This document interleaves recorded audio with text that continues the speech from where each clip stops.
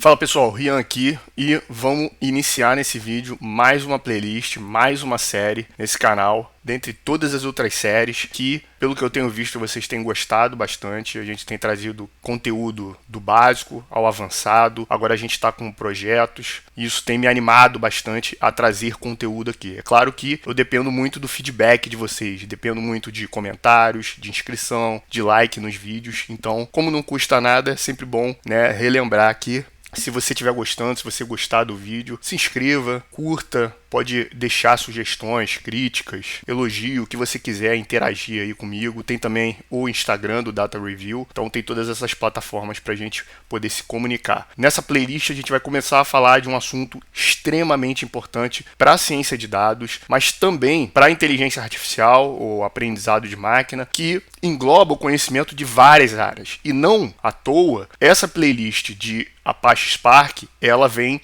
depois do conhecimento de outras playlists que são de conhecimentos mais básicos. Então, por isso que eu sempre ressalto a importância de você se concentrar em conhecimentos básicos para a gente conseguir avançar para conhecimentos mais complexos, mais completos. Então, o Spark é um desses conhecimentos. A gente vai começar a falar, como nas outras playlists, a gente vai fazer uma motivação aqui. Então, o que é o Spark, né? O Spark ele é praticamente uma plataforma, um motor de processamento para gerar capacidade analítica de Big Data. Guarde muito essa informação, né? Ele é uma plataforma e ele é destinado à utilização no que se refere ao Big Data. A gente vai falar de forma mais detida o que é Big Data, mas a gente está falando aqui de uma ferramenta que foi construída, desenvolvida para trabalhar com grandes volumes de dados. A gente não está falando daquele CSV, daquele TXT que a gente faz para estudo com 50 mil linhas, 100 mil linhas, não. A gente está falando de bases de dados realmente muito grandes,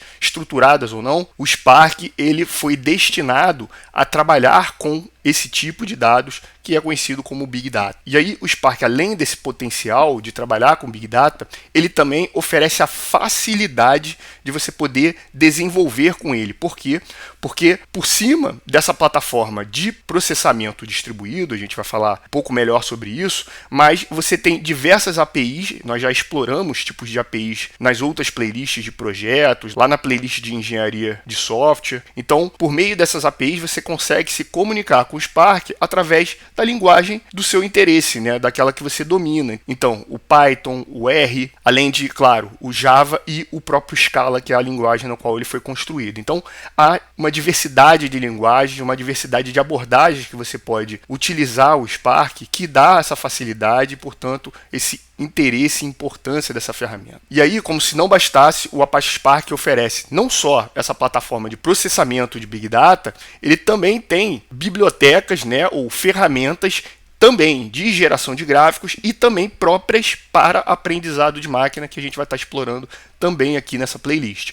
Então, perceba, é uma ferramenta fácil de usar, é uma ferramenta que tem potencial para trabalhar com Big Data e é uma ferramenta extremamente versátil na sua utilização e nas suas utilidades. Então, por que o Spark ele tem tanta relevância e ganha uma playlist aqui no Data Review? É que quanto mais dados, mais conhecimento. Isso a gente viu em diversas outras playlists, né? A gente sabe lá da playlist de aprendizado de máquina que os modelos de aprendizado de máquina, de inteligência artificial, eles precisam de dados para poder criar conhecimento, né? Qualquer modelo, desde o mais simples, como uma regressão linear, até um GPT-4, um Gemini, eles vão precisar de dados para gerar o seu conhecimento. E aí, para processar esses dados, se eles forem muito grandes, não tem como você fazer isso utilizando bibliotecas como Pandas, Polas, porque são dados realmente muito grandes e você não teria tempo hábil, você não teria recursos computacionais para fazer isso de uma forma que se tornasse viável. Então é aí que o Spark ganha a sua importância. O Spark ele vai prover para esse processamento aquilo que a gente chama de paralelismo e escalabilidade. Paralelismo é a capacidade de você processar diversas tarefas em paralelo. Em vez de você criar uma fila de processamentos de tarefas, você distribui isso de forma paralela, de maneira que diversos computadores estão realizando diversas tarefas tarefas de um mesmo processo. Então perceba, do ponto de vista do aprendizado de máquina, da inteligência artificial que a gente precisa treinar grandes bases de dados, o Spark ganha muita relevância. Porque, como a gente sabe, os modelos de LLM, né, o próprio nome deles denota, né, Large Language Model. Então são modelos muito grandes que dependem de uma base de dados muito grande. E esse processamento ele precisa ser eficiente. Então, quem usa exatamente o Spark, né? Principalmente o cientista de dados. O cientista de dados é aquele profissional que vai procurar num conjunto de dados, né? Muitas vezes dados brutos, dados crus. Ele vai tirar dali conhecimento para eventualmente tirar valor desses dados. Então, como esses dados, eles normalmente são dados de grande volume, de grande variedade, né, principalmente nos últimos anos, o Spark ele é uma ferramenta de extrema importância e não tenha dúvidas que numa entrevista ou num concurso destinado às carreiras de cientista de dados, vai ser exigido que você conheça Spark, muitas vezes domine o Spark,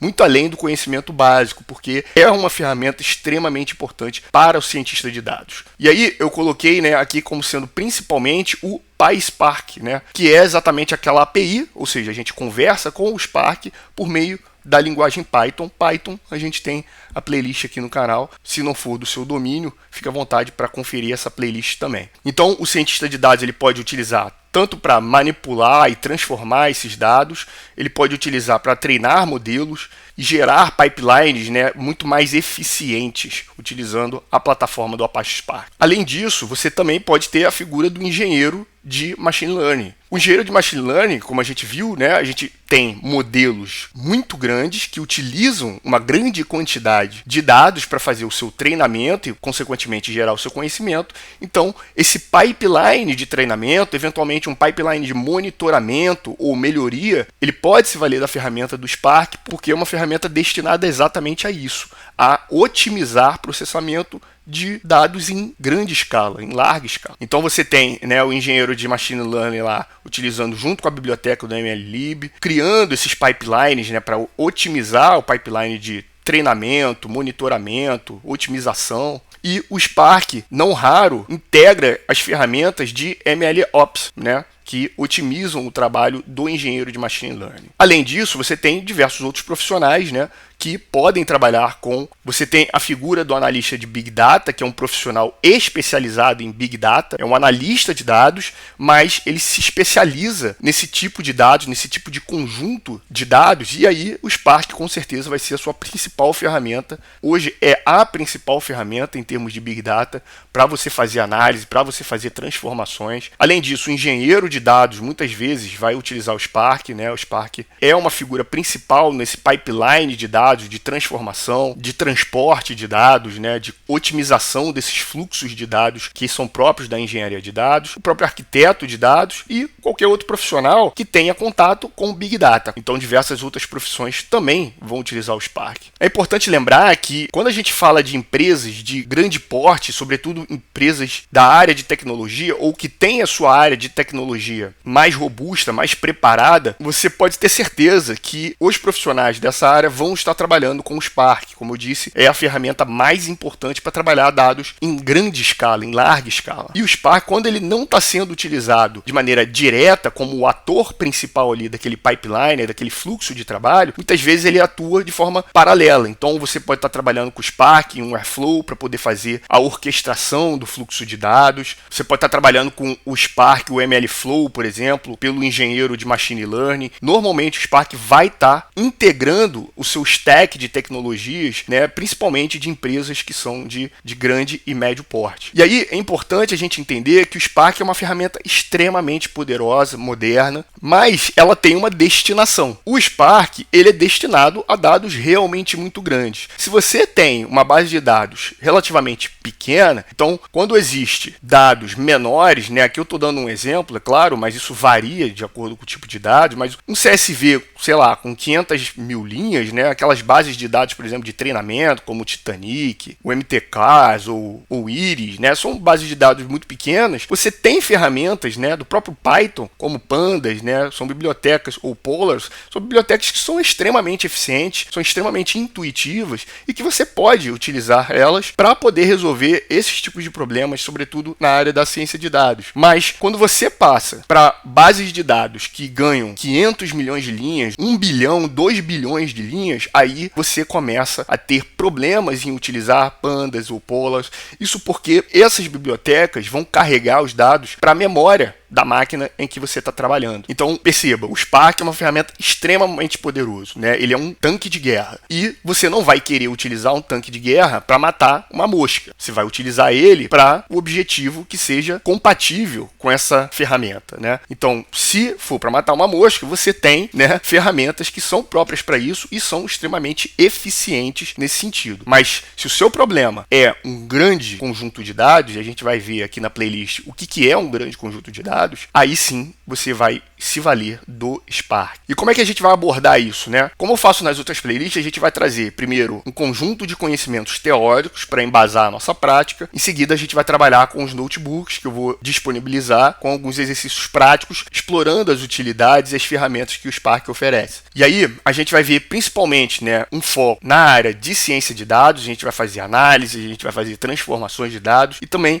vamos dar uma olhada na área de aprendizado de máquina, né, de inteligência artificial. A gente vai treinar modelos, a gente vai oferir resultados, né, de eficiência desses modelos. E tudo isso a gente vai fazer utilizando o ambiente do Google Colab, que é fácil, gratuito, é intuitivo. Nós já utilizamos esse ambiente nas outras playlists, né? E esse vai ser o caminho para a gente aprender o Spark aqui. Bom, como sempre, eu sugiro que você, para acompanhar essa playlist, você tenha um conhecimento prévio de alguns conceitos que são muito importantes para o Spark, né? Um deles é a própria programação, em especial a programação utilizando Python, né? O Spark ele não é construído em Python, ele é construído em Scala, a gente vai ver isso. Ele utiliza também o Java, mas ele disponibiliza a API, né, que a gente chama de PySpark, para você poder conversar com ele por meio da linguagem Python. Então, dominando o Python, você consegue dominar também o Spark. Se você não tem esse conhecimento, eu sugiro que você vá na playlist de programação básica. A playlist está completa, também tem todo o conhecimento teórico, todo o conhecimento prático, tem notebooks disponibilizados lá para você também treinar esse conhecimento sobre Python básico, e esse conhecimento vai ser utilizado com certeza aqui. Além disso, o Spark ele é destinado para trabalhar com dados e, consequentemente, é muito importante que você entenda os fundamentos das bases de dados. A gente também tem uma playlist de introdução à engenharia de dados para você entender fluxo, pipelines de engenharia de dados que conversam com o conceito e o próprio propósito do Spark. Tudo isso vai somar para o seu conhecimento e otimizar o seu conhecimento aqui. Também é muito importante, e a gente tem essa playlist também, de o conhecimento de SQL ou SQL. Vocês vão ver que no Spark a gente usa uma lógica completamente idêntica ao SQL, né? A gente trabalha com bases de dados estruturadas e você vai utilizar todo o seu conhecimento de SQL aqui no Spark. Isso é muito interessante. Então, se você não tem esse conhecimento, eu sugiro que você vá lá na playlist de SQL, assista essa playlist e traga esse conhecimento também para cá. E também, é claro, né, como a gente vai trabalhar com aprendizado de máquina, a gente vai explorar os modelos de aprendizado de máquina utilizando o Spark, uma habilidade extremamente requerida no mercado de trabalho, né? Poder trabalhar inteligência artificial com uma ferramenta poderosa como o Spark é algo extremamente rico para o mercado de trabalho. Então, também sugiro que você vá na playlist de aprendizado de máquina, é uma playlist também que tem muita procura, ela está bastante completa. Perceba, todas essas playlists existem antes da playlist que a gente vai começar agora do Spark, e isso tem um motivo muito óbvio, né? O Spark utiliza todos esses conhecimentos, né? É necessário que você traga esses conhecimentos para poder o conhecimento sobre o Spark ser otimizado, né? Claro, não é obrigatório, mas extremamente recomendável. E por esse vídeo foi isso. Acompanhe essa playlist, se inscreva no canal para você poder acompanhar os próximos vídeos da playlist. Se você gostou, peço que curta, compartilhe com quem você acha que possa se interessar pelo conteúdo e até o próximo vídeo.